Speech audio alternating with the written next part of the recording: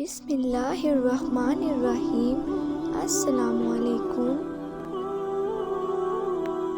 اخلاص کسے کہتے ہیں؟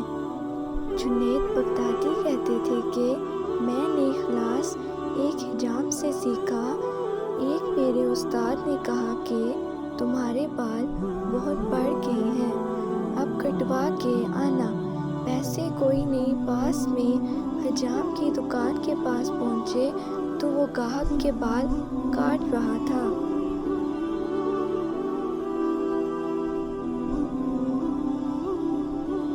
انہوں نے عرض کی، چاچا اللہ کے نام پر بال کاٹ دو گے؟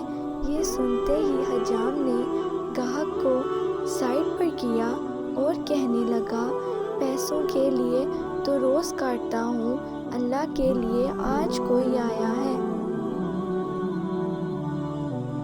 اب ان کا سر چوم کے کرسی پر بٹھایا، روتے جاتے اور بال کاٹتے جاتے۔ حضرت جنید بغدادی نے سوچا کہ زندگی میں کبھی پیسے ہوئے تو ان کو ضرور کچھ دوں گا۔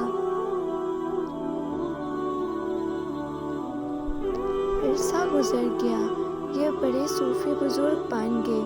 ایک دن ملنے کے لیے گئے، واقعہ یاد دلایا اور کچھ رقم پیش کی تو حجام کہنے لگا، جنید تو اتنا بڑا صوفی ہو گیا، تجھے اتنا نہیں پتہ چلا کہ جو کام اللہ کے لیے کیا جائے اس کا بدلہ مخلوق سے نہیں لیتے۔